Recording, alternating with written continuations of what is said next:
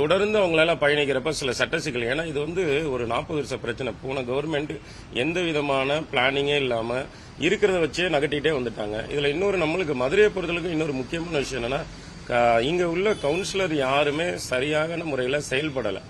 ஏன்னா மாநகராட்சி பல தடவை இயங்கப்படல, அந்த ஊழல் பிரச்சனை வந்தது. அதனால என்ன ஆகுதுன்னா தொடர்ந்து அவங்களால செயல்பட முடியல. ஏன்னா இப்ப வந்து ஒரு தொகுதி மட்டும் கிடையாது, மதுரையோட மொத்தமே அந்த லோக்கல் பாடியோட மெம்பர்ஸோட கண்ட்ரோல்ல இருக்கும்.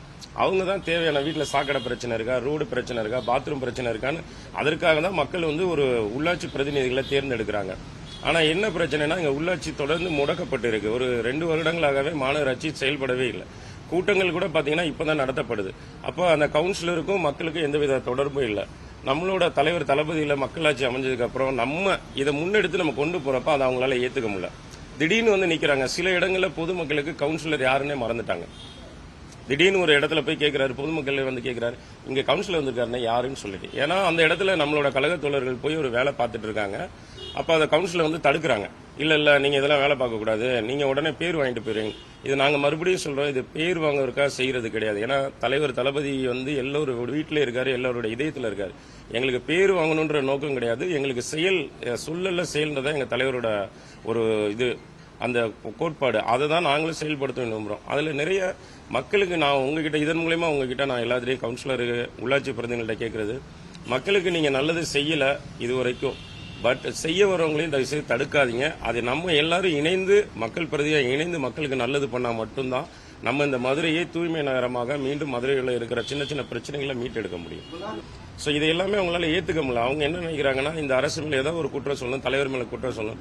இன்னைக்கு அவங்க இதுக்கு பேர் குற்றம்ன்றதை விட இதுக்கு பேர் புலம்பல் தான் சொல்ல முடியும். ஏன்னா இதுக்கப்புறம் தான் வந்து சட்டமன்றம் கூடுது, பட்ஜெட் அறிவிக்கிறாங்க.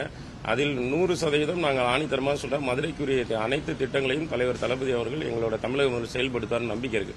பட் அவங்க என்னன்னா, எந்த விஷயமே இன்னும் இப்போ எந்த பட்ஜெட்டுமே வரல, எந்த திட்டங்களும் வரல. நம்ம வந்து அவங்க ஏற்கனவே செய்த தவறுகளை திருத்துறதுக்கே நம்மளுக்கு பல வருடங்கள் தேவைப்படுது. அதுவே நம்ம இன்னும் சரி பண்ணல. ஏன்னா அவங்க விட்டுட்டு போன பல பிரச்சனைகளை இந்த மக்களோட தொடர்ந்து நம்ம பயணிச்சு சரி பண்ணிட்டு வரோம். அவங்க அதுக்குள்ள புதிய திட்டங்களை பத்தி பேசுறது, அதுக்கு பேர் குற்றச்சாட்டுன்றதை விட அதுக்கு பேர் புலம்பல் தான் சொல்ல முடியும். ஏன்னா எதுவுமே இல்லைன்றப்ப அவங்க ஒரு விஷயம் சார், எப்பயுமே இனி வருங்கால அரசியல் தலைவர் தளபதி இல்லாம 100%, 1000% இருக்காது.